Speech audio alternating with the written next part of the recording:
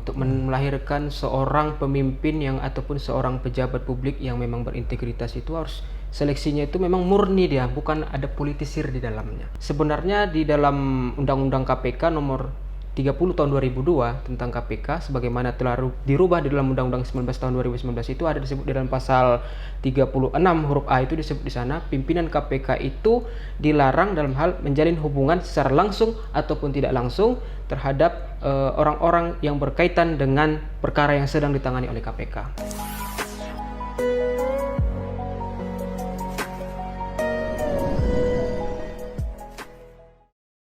Assalamualaikum, ketemu lagi kita di Mimbar Fokus. Kali ini saya kedatangan, kalau kita bilang mahasiswa, dia mahasiswa. Kalau dibilang peneliti, dia juga peneliti karena dia lagi kuliah, melanjutkan kuliahnya di salah satu perguruan tinggi negeri di Medan ini. Namanya Fahrizal Siregar Siagian. Siap. Kenapa saya bilang dia Siregar Siagian? Karena dia dari rumpun marga Siregar, tapi dari turunan Siregar yang kecil. Betul? Bener Pak. Oke. Jadi gini Jal, panggil Jal aja ya. Siap, boleh Pak. Kalau kita bicara tentang politik, crowd sekali. Pening kita. Pening. Ya kan, kita bicara ekonomi juga sekarang agak pening juga. Pening. Tapi berdasarkan pendidikan kau, lebih pening lagi kita bicara masalah hukum. Bener. Iya kan? Bener. Jadi kalau kita tengok nih jalan, kayaknya hukum belakangan ini kayak jadi, kalau menurut aku orang awam, kayak jadi mainan orang yang ngerti hukum. Bener. Ya kan? Bener Pak. Kalau kita belajar dari hal-hal yang belakangan ini terjadi aja lah, ya. KPK misalnya, Bener. KPK. ya kan, heboh kemarin. Bahkan katanya ketuanya lagi yang melakukan sesuatu, Bener. ya kan. Dan yang paling nampak dan terasa di publik itu ketika dia bertemu dengan tersangka ya. Boleh itu. Terima kasih Pak. Jadi kalau saya menilai itu adalah sesuatu hal yang impossible, luar biasa, hal yang tidak mungkin seharusnya dilakukan oleh seorang pejabat yang memang dia itu lembaga yang luhur, yang harusnya dia menjaga integritas, integritas dan juga dia menjaga nama baik institusinya. Seharusnya tidak boleh begitu Pak. Sementara kita heboh dengan kata integritas ya. Benar Pak. Jadi kita heboh dengan kata integritas. Sementara yang seharusnya integritasnya memang udah teruji, bisa begitu. Iya. Kok kalau menurut aku mau dengar suara mahasiswa, kalau menurut mahasiswa itu harusnya gimana? Nah, kalau menurut pandangan mahasiswa, seharusnya memang proses seleksinya itu harus detail Pak. Untuk melahirkan seorang pemimpin yang ataupun seorang pejabat publik yang memang berintegritas itu harus seleksinya itu memang murni dia, bukan ada politisir di dalamnya, gitu kira-kira Pak. Nah, berkaitan juga dengan apa yang disampaikan Bapak tadi, sebenarnya di dalam Undang-Undang KPK nomor 30 tahun 2002 tentang KPK sebagaimana telah dirubah di dalam Undang-Undang 19 tahun 2019 itu ada disebut di dalam pasal 36 huruf A itu disebut di sana pimpinan KPK itu dilarang dalam hal menjalin hubungan secara langsung ataupun tidak langsung terhadap orang-orang yang berkaitan dengan perkara yang sedang ditangani oleh KPK. Begitu Pak. Itu udah pasti itu ya? Sudah pasti. Tertulis tuh ya? Sudah tertulis. Tapi masih tetap juga ya? Masih tetap juga. Bikin cerita berarti dia. Itu aja kalau aku bilang berarti dia bikin cerita. Cerita itu baik atau enggaknya itu publik atau orang kalian lah yang bisa tahu. Benar. Itu satu hal. Satu hal lagi yang belakangan, bahkan katanya kasus paman menolong ponakan. Siap. Tahu aku rasa itu ya? Wis, masih hot issue deh Pak. Hot issue. Iya, benar. Nah, kok seolah-olah akan awam aku dengan hukum nih, Jal ya. KPK udah jelas. MK Mahkamah Konstitusi. Konstitusi. Ya kan? Berarti mahkamah ini mengadili konstitusi. Iya. Di luar itu enggak, berarti kan? Iya. Kalau dia mengubah konstitusi, masuk nggak mengadili? Tidak. Nah, jadi begini dia Pak, terima kasih. Seharusnya Mahkamah Konstitusi itu kalau yang dipelajari, Mahkamah Konstitusi itu adalah suatu mahkamah yang memang mengadili segala sesuatu yang bertentangan terhadap peraturan yang di bawah undang-undang, terhadap undang-undang dasar begitu, Oke. konstitusi. Berarti kan undang-undang ini dikaitkan dengan undang-undang dasar. Iya, benar. Mana yang betul Benar. diikuti? Iya, betul Pak. Kalau ini masih belum ketemu, dikaitkan dengan Pancasila kah? Ya, benar. Kalau Dengan nggak ketemu juga, close case. Close, iya. Ya kan? Berarti ikatannya ke sana. Benar Pak. Nah, hal yang terjadi kemarin itu kira-kira menurut Ijal, itu sesuai nggak sih dengan aturan mainnya? Kalau kita berbicara mengenai dari orang pidana nih, mungkin bisa kita menganggap itu Oh, latar belakangnya pidana Iya, ya? Oke. benar, Pak. Nah, tapi kita deketi di sana bisa juga masih kan? siap, Oke. siap, Pak. Nah, jadi kalau pandangan saya mengenai hal itu tidak sesuai dengan prosedur. Kalau orang banyak juga berdasarkan berbagai sumber yang saya baca juga, kan saya sering baca Pak, peneliti kan? Iya, iya, iya. Saya baca Apa nama lembaga penelitianmu? namanya adalah Kompur Hukum ID. Wah, ngeri kali kompor hukum, Pak. Siap. Oke, kalau dasar penelitian tadi gimana? Kalau menurut pandangan saya hal itu adalah sesuatu yang tidak konstitusional Pak. Oke. Karena memang kita lihat juga masalah MK ini, hakim MK ini kan kita ketahui adalah orang dekat dari Paman. paman Dekat- dari ini kan kekuasaan. sebetulnya kita nggak tahu betul dia membela ke sana atau enggak ya. Iya, Tetapi anasir yang ada di masyarakat begitu katanya. benar, Nah, oke. benar Pak. Seharusnya kan ada kode etik perilaku hakim ataupun ada kode etik yang harus dijaga itu gitu kan. Beban moral begitu Pak seharusnya. Tapi KY nggak bisa ke menghakimi dia. Nah itu saya nilai kurang hari ini begitu kan. Mohon maaf lah kepada rekan-rekan KY. Tapi kurasa memang kalau hakim-hakim biasa di KY kan. Iya. Ini kalau hakim ini udah mahkamahnya udah tinggi. Nah, begini Pak. Inilah kemarin kami sempat diskusi juga di Komisi Yudisial Perwakilan Sumatera Utara ya, Iya. di Jalan STM itu. Kami diskusi di sana, silaturahmi terkait pembentukan sahabat Komisi Yudisial. Dan di sana itu ketua mereka itu senior-senior di sana berpandangan bahwa perlu adanya mahkamah yudisial, Oh. bukan komisi yudisial. Oh, jadi udah mahkamah ya? Iya, seharusnya Oke, begitu, Oke, oke. Itu menarik sih. Iya, menarik Pak. Menarik, Tujuannya ya. untuk nanti bisa mengadili hakim-hakim, karena seperti yang Bapak sampaikan tadi, di bawah hakim-hakim PN, PT itu diadili oleh komisi yudisial. Nah, bagaimana dengan hakim yang di atas? Iya, iya. Kepada siapa gitu? Berarti memang ada sebuah lembaga lagi yang sangat possible untuk Iya. dibangun ya. Benar Pak. Perlu itu ya. Perlu sekali. Nah, jadi memang kalau kita lihat ke hukum ini banyak hal yang menarik. Itu kan hal yang berkait dengan masih dengan publik lah rata-rata tadi, karena itu kan kepentingan publik.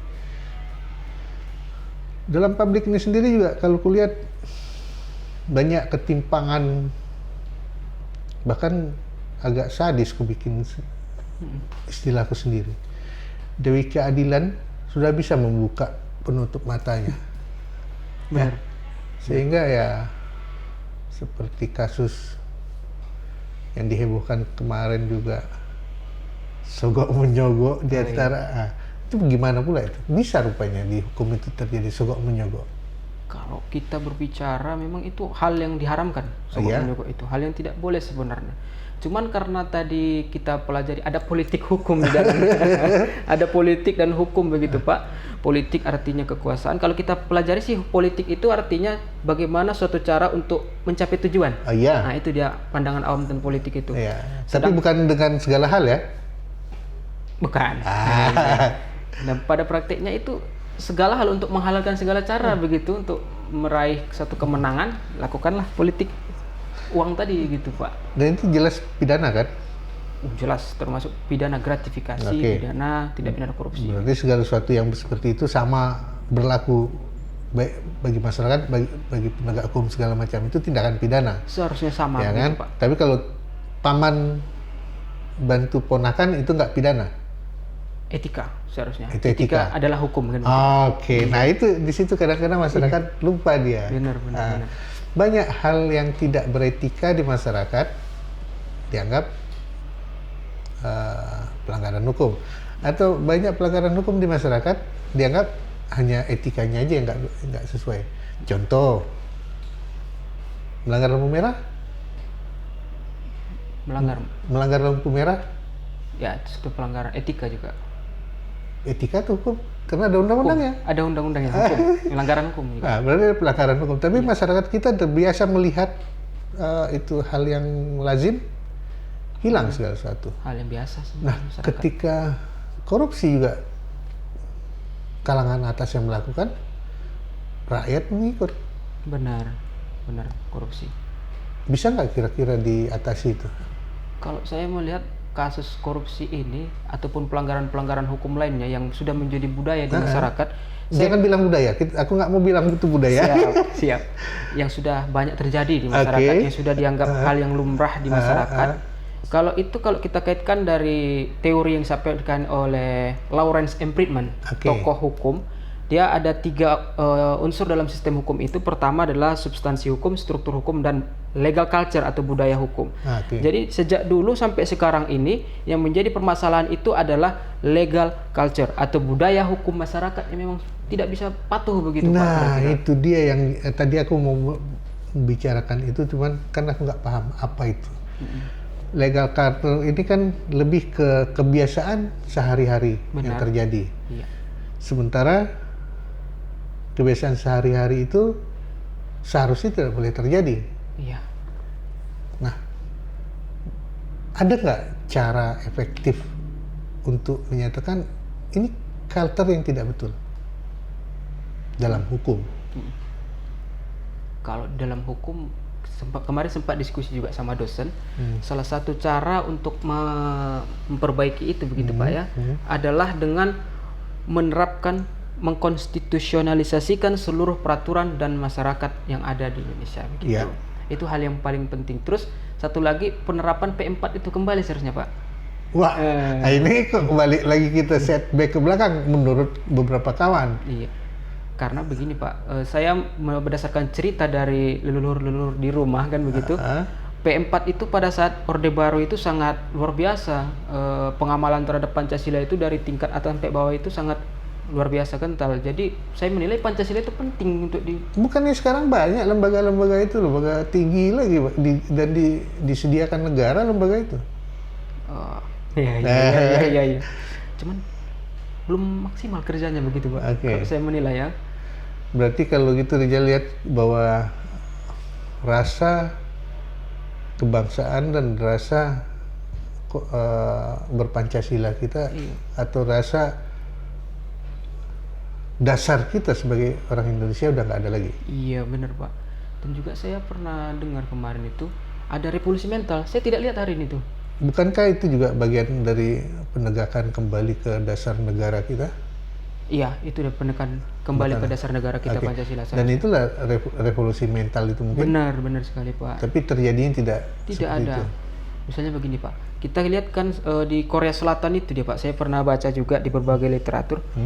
Ketika bendera itu naik, masyarakat yang lewat dari pinggir jalan itu berhenti dan menghormat. Artinya nasionalisme dari masyarakat Korea Selatan itu sangat tinggi. Nah itu sepantasnya yang ditiru oleh masyarakat Indonesia. Begitu Pak. Menarik sih. Benar. Itu kan dasar betul ya. Benar, dasar sekali. Kalau itu siapa yang harus disalahkan ketika masyarakat tidak melakukan seperti itu? Yang patut dipersalahkan itu adalah yang memiliki kewenangan untuk Ini yang menarik sama aku. Kenapa 17 Agustus kemarin aku ngelihat di beberapa tempat di kota kita ini kurang sekali bendera merah putih. Benar. Bahkan ada beberapa lingkungan tidak ada bendera merah putih. Benar. Kalau dulu setiap hari kebangsaan yang berkaitan dengan kebangsaan lah ya, termasuk mungkin G30S, PKI atau satu hari kesehatan Pancasila kemarin, makin nggak ada lagi nampak. Iya. Itu pelanggaran nggak? Sebenarnya pelanggaran secara etik dan secara moral itu pelanggaran. Secara kebangsaan nasionalis ya, itu pelanggaran. Berarti pelanggaran-pelanggaran itu kita biarkan selama ini seperti lampu merah, seperti segala macam. Terus belakangan ini banyak lagi muncul di viral di TV ya. Anak kecil bawa kendaraan. Iya, benar. Iya kan? Iya. Siapa yang salah itu? Seharusnya yang salah itu adalah kalau mengenai anak kecil yang itu tadi itu adalah yang salah adalah orang tuanya. Itu dia. Tapi kok nggak pernah kulihat orang tuanya dipanggil untuk bersidang. Nah itu dia reformasi di hukum itu seharusnya perlu untuk itu Pak, karena orang tuanya nggak pernah disorot untuk masalah itu gitu kan, anaknya langsung gitu. Cocok, aku sesuai itu. Aku ada dua hal kulihat di sana. Orang tuanya membahayakan anaknya, orang tuanya membiarkan anaknya membahayakan keselamatan orang. Dua hal ini menurut Rizal hukum nggak nih? Pelanggaran hukum nggak? Sebenarnya pelanggaran hukum Pak. Orang tuanya itu memberikan otoritas kepada anaknya untuk mengendarai kereta, sedangkan belum memenuhi unsur layak untuk membawa kereta secara hukum, dan tentunya itu membahayakan keselamatan orang lain. Tetapi ada tapinya nih Pak. Di dalam hukum pidana itu tidak dikenal asas kausalitas, maka orang tua sebenarnya tidak bisa kena begitu. Tapi bukannya dalam sebuah perbuatan itu harus ada kausalitasnya. Benar, tetapi dalam pembuktian itu sangat susah begitu Pak, karena teori kausalitas itu tidak akan bisa dibuktikan begitu. Loh, ini kan terbukti. Dia anak, dia anak, dia punya bapak, dia punya alat sepeda motor tadi, ya kan? Ini jelas buktinya bahwa berkait tiga hal ini. Benar. Dan kaitan keempatnya dengan publik yang terancam. Ya, yang terancam. Kan udah cukup. Ya, tapi itulah kondisi hukum pidana Indonesia hari ini gitu Pak. Nampaknya lagi belajar hal ini deh, supaya ini bisa dipakai nanti ya. Siap. Jadi menarik sih pemirsa. Kalau kita bicara hukum nggak habis-habis. Ada satu hal lagi yang menarik ini nanti. Kita balik lagi ke politik, walaupun belum terjadi, tapi udah ditakutkan orang. Untuk bisa memilih, tentu ada ketentuan ya, Jal. Walaupun ini lari dari cerita hukum. Benar. Tapi hukum juga. Benar. Ya. Seseorang dinyatakan berhak memilih kan ada dasar hukumnya. Ada dasar hukumnya. Undang-undang pemilu. Undang-undang pemilu dan undang-undang konstitusi juga. Bahwa dia harus penduduk Indonesia. Benar. Warga Indonesia. 17 tahun. 17 tahun sekian. Atau pernah menikah. Ya. Nah, ini balik bersinggungan dengan kata-kata viral yang lain di media massa ini. Atau pernah gitu. Benar. Jadi banyak orang Indonesia nggak bisa punya KTP. Itu bagaimana? Nah ini dia, kita mengkaji bahwa ini adalah kekeliruan sebenarnya yang terjadi. KTP itu kartu tanda penduduk, gitu kan? Seharusnya itu adalah hak setiap warga negara untuk memiliki KTP itu, dan negara wajib memfasilitasi itu. Karena tanda penduduk ya? Iya. Yang menentukan dia penduduk tentu pengelolanya. Benar, negara, gitu Pak. Nah, kalau dia tidak punya, hilang hak dia untuk memilih. Kalau secara itunya memang seharusnya tidak hilang haknya. Tapi kalau harusnya dia ke KPU harus bawa KTP. Iya benar Pak. Kalau dia nggak punya KTP, itu menjadi masalah dari masalah. Satu lagi masalah, kita nggak pernah kita bayangkan selama ini bahwa kalau selama ini rakyat yang disalahkan. Dia nggak punya KTP, rakyat yang disalahkan. Benar. Dia nggak bisa memilih karena dia nggak punya KTP, rakyat yang disalahkan. Benar. Tingginya tingginya angka, kalau aku bilang rendahnya angka kesertaan rakyat dalam memilih, rakyat juga yang disalahkan. Benar. Ada nggak solusi dalam aturan hukum untuk mengatasi ini? Kalau dari pandangan hukum sih sebenarnya adanya reformasi hukum itu tadi Pak.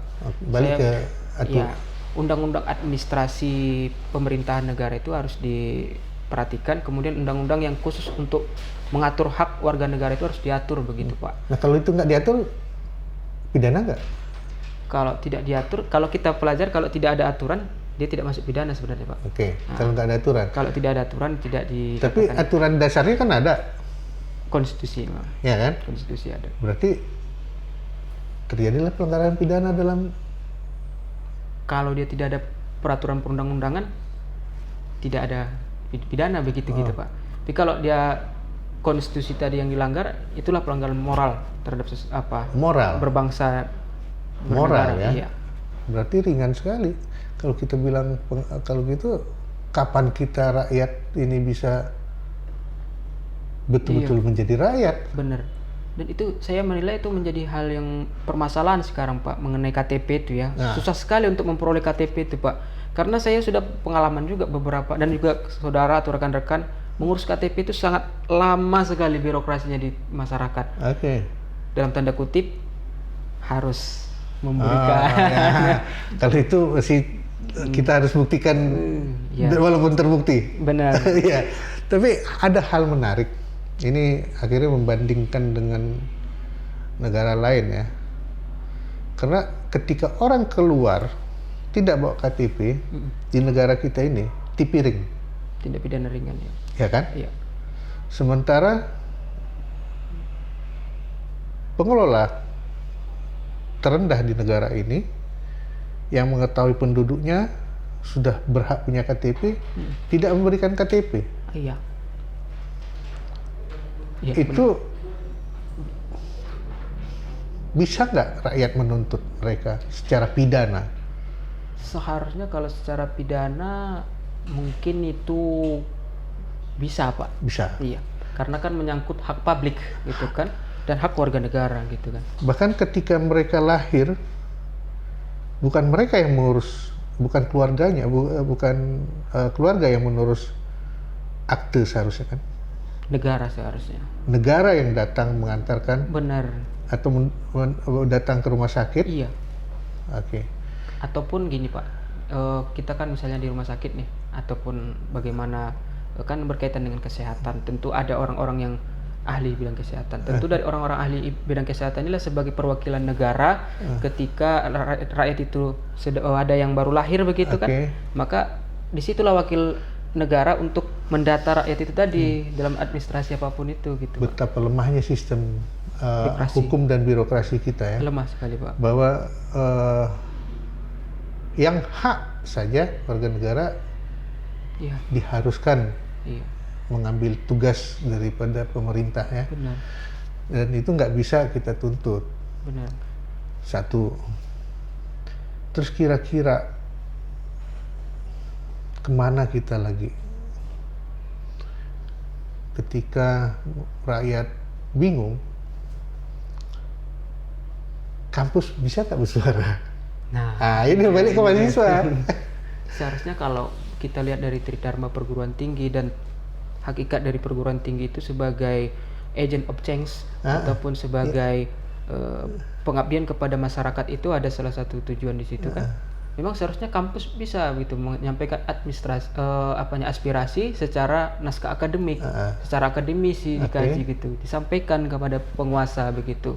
Dan juga sebagai kontrol sosial kampus juga bisa seharusnya. Termasuk Markobull. Iya, benar. Nah, kira-kira apa yang sekarang sedang kalian teliti yang berkaitan dengan hal-hal kemasyarakatan dan hukum yang berkaitan dengan publik ini? Sehingga mereka tidak lagi terjadi pelanggaran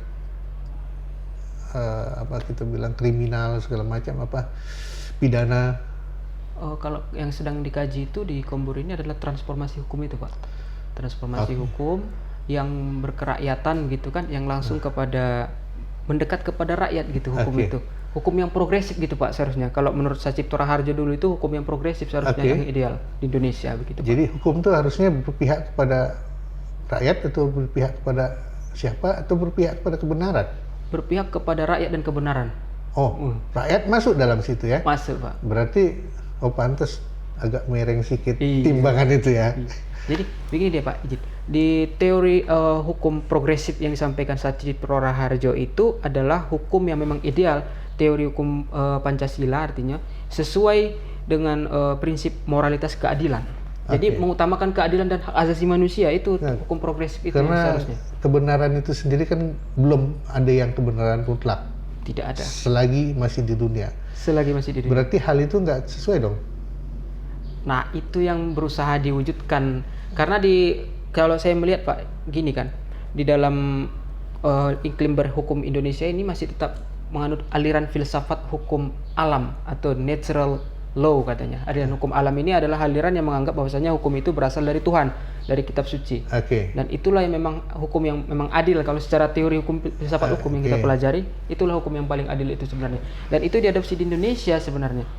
Karena Indonesia menganut Pancasila sebagai dasar negara, dan Pancasila itu sebagai menganut ketuhanan yang Maha Esa sebagai prima facie di atas. Oke. Ya, jadi berarti hukum selain hukum alam yang berkaitan dengan ketuhanan, berarti kearifan lokal dalam kemanusiaan yang adil beradab dalam sila-sila Pancasila itu juga harus diakui dong. Ya, seharusnya itu diakui dan dijadikan sebagai sumber hukum material.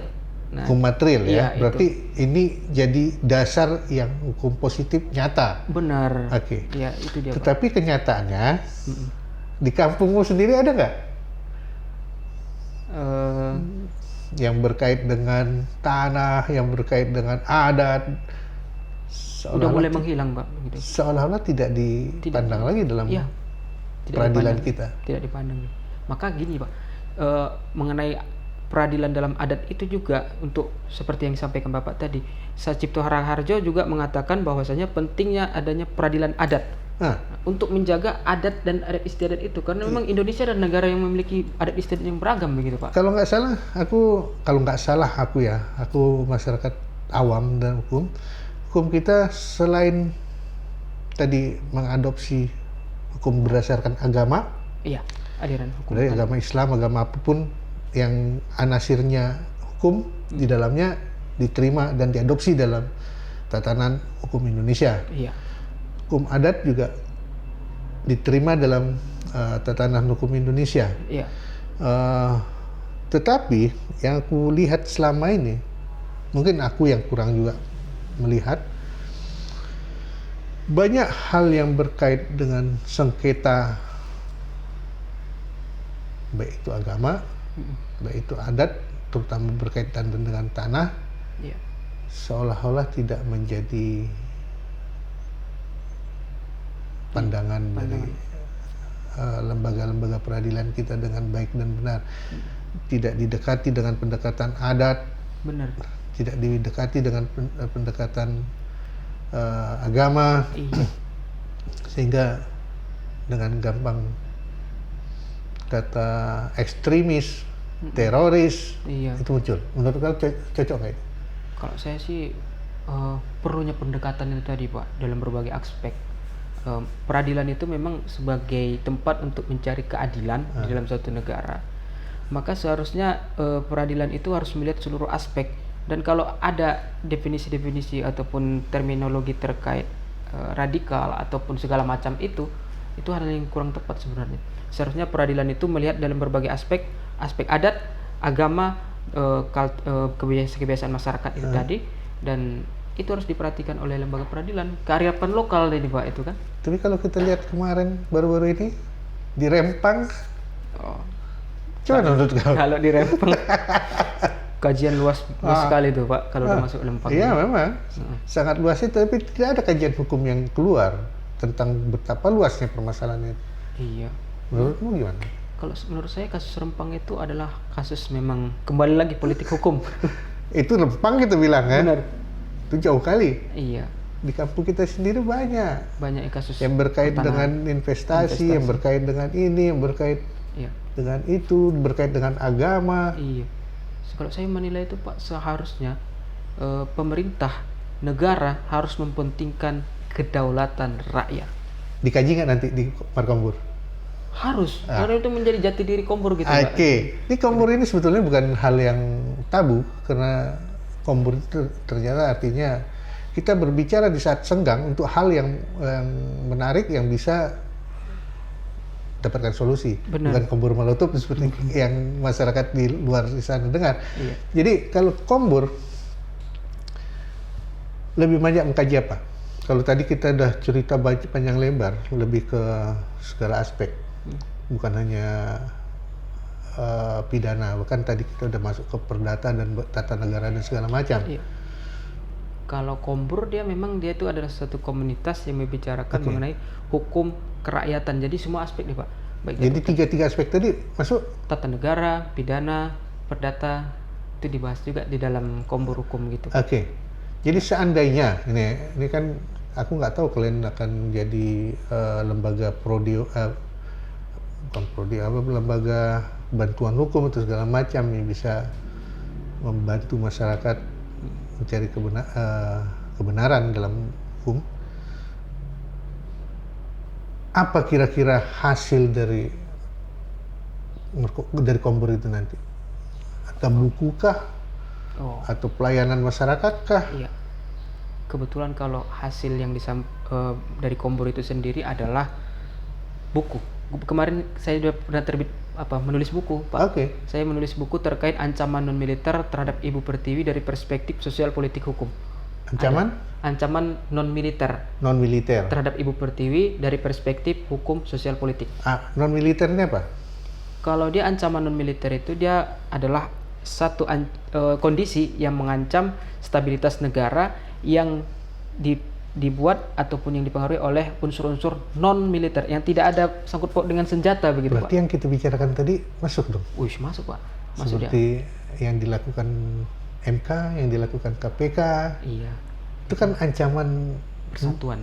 Benar Pak, ancaman persatuan sebenarnya karena kan itu akan menimbulkan kegaduhan di masyarakat. Oke. Nah, jadi yang dikaji itu ancaman non militer ini mencakup Ipolexos But, Oke. ideologi politik, sosial, budaya, ekonomi.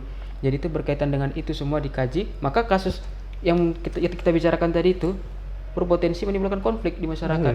Dan konflik itu akan berorientasi kepada gesekan di Gesekan. masyarakat, perpecahan, disintegrasi, ditakutkan begitu kan itu berpotensi kalau Awalnya mungkin hanya kriminal biasa, ya kriminal biasa. tetapi bisa berkembang menjadi sebuah gerakan yang masif dan Iya. lebih besar daripada hanya kriminal ya. Benar. Oke. Tak banyak seperti kasus 98. Mungkin saya belum lahir Pak, mungkin Bapak sudah lahir tahun 98. Masa belum lahir 98? Iya, saya belum lahir. Ih, cen-cen kali. Oh, iya. Iya, Pak. Jadi itulah kalau kita belajar dari masa lalu, tentunya kita nggak akan mau kembali ke masa lalu yang kelam kan. Iya. Kita kan kalau ada yang cerah di masa lalu kita ambil yang dan bisa menambah cerahnya masa depan. Benar. Nah kondisi sekarang kombur Hukum ID. hukum ya Iya. akan mengemburkan apa kira-kira dalam waktu dekat? Kalau waktu dekat pasti terkait Mahkamah Konstitusi. Is. Kita bahas itu juga nanti sama rekan-rekan. Kenapa itu? Karena memang itu karena mendekat tahun politik itu Pak. Jadi 2024 kan sudah hitungan bulan saja gitu kan. Perlu dikaji secara akademik gitu. Naskah akademik perlu dikaji dan didiskusikan dengan rekan-rekan hukum yang lainnya gitu. Perlu itu Pak. Dari diskusi kita tadi ada satu hal yang sudah muncul sebetulnya. Siapa yang menghakimi nanti ke Mahkamah Konstitusi itu? Nah itu yang menjadi, dan saya juga menjawab tadi ada gagasan possible yang akan dilakukan. Itu salah satu yang Ya. harusnya akan kalian bicarakan mungkin. Benar. Kalau berkait dengan MK. Kalau berkait dengan etika yang dilakukan penyelenggara negara yang lain, Seperti KPK misalnya Pak ya. misalkan KPK, Ada terobosan yang kita lakukan Pak. Kebetulan saya juga barusan saya menulis di media cetak Harian Tabaksel. Terima kasih kepada rekan-rekan media Harian Tabaksel. Saya menulis terkait upaya penguatan KPK dengan menjadikannya sebagai lembaga eksaminatif. itu masih bisa terjangkau dalam hukum kan? Iya. Kalau masyarakat yang tidak terjangkau dalam hukum, karena dia masyarakat politik, bagaimana pula caranya? Tentu dengan Contohnya, wakil rakyat. iya, Mereka kan punya kekebalan hukum. kekebalan hukum, hak imunitas ada. Ya, itu bagaimana pula caranya? Kalau mereka yang membangun hal-hal seperti tadi kita ceritakan, Permasalahan itu ya. iya, Nah ini yang sangat pelik sekali nih kalau permasalahan seperti ini. Jadi itu kembali ke penegakan hukum tadi, Pak. Ya, jadi Bisa nggak anggota dewan langsung tanpa memandang hak imunitas mereka dilakukan tindakan hukum? tapi kan tidak bisa secara langsung juga begitu, Pak. Kan Pidana, kalau pidana? pidana Kalau mereka melakukan tindak pidana kan bisa langsung. pertama etika dulu dia mereka, etik dulu, sidang etik sama Dewan Kehormatan Oke. Parlemen, baru dilakukan proses hukum Tapi pidana. kalau dia terbukti nyabu kan bisa langsung kan?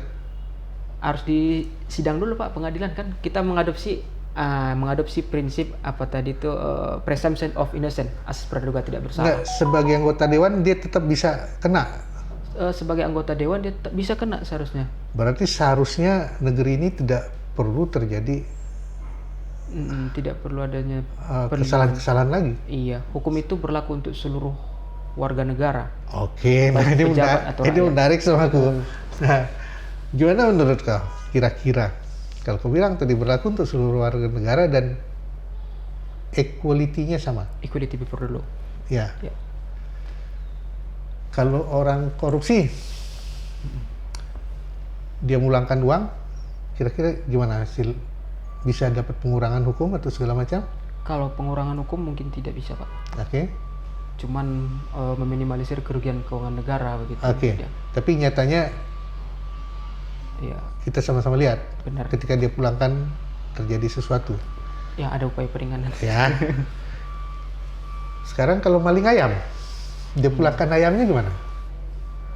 Nah, ini dia, kalau maling ayam itu kan berarti gini, kalau dia prinsip restitusi tadi itu ada pengembalian keuangan itu adalah satu upaya untuk di dalam Undang-Undang Tipikor itu disebutkan mengembalikan keuangan negara supaya meminimalisir kerugian keuangan negara. Itu dari Jadi, satu sisi itu ya. nah, karena kita lihat juga tindak pidana yang terjadi begitu, Pak. Karena Tipikor ini kan merugikan keuangan negara, maka perlu untuk dikembalikan. Yang sedangkan maling ayam, pertanyaannya yang di mana yang dirugikan begitu? Sama-sama merugikan rakyat. Cuman rakyat yang banyak seharusnya lebih parah kalau menurut aku. Seharusnya. Ya kan? Iya. Kalau maling ayam cuma satu orang paling yang dirugikan, satu keluarga mungkin. Iya. Nah, makanya itu tadi mungkin itu adalah bagian dari kelemahan hukum. Enggak, aku takutnya di situ terjadi hal-hal yang membuat masyarakat apatis terhadap hukum. Ya. Iya. Sehingga sudahlah, lampu merah ya sudah, dilibas saja. Nah, Orang korupsi aja bebas kok. Nah, itu dia, Pak. Menjadi Ya kan? permasalahan itu tadi. Nah, bisa nggak yang tadi kalian kaji di Komod Hukum itu tegak atau paling tidak memberi warna? Ini harus kita upayakan, memang harus bisa, Pak. Oke. Dengan memberikan sumbangsi kepada parlemen begitu, Nah. dan sosialisasi kepada masyarakat begitu, Pak. Itu penting juga. Takut aku kalian sama seperti dengan elit-elit itu. Ya, janji itu enak. Iya, benar. Ya kan? Nah, sekarang mumpung kalian masih ya, kalian udah sarjana hukum, sekarang lagi sekolah hukum dan sudah beraktivitas di masyarakat melalui Penelitian. komborhukum. Komhukum ID. ID. Hal itu tentunya tidak diinginkan masyarakat. Iya. Benar.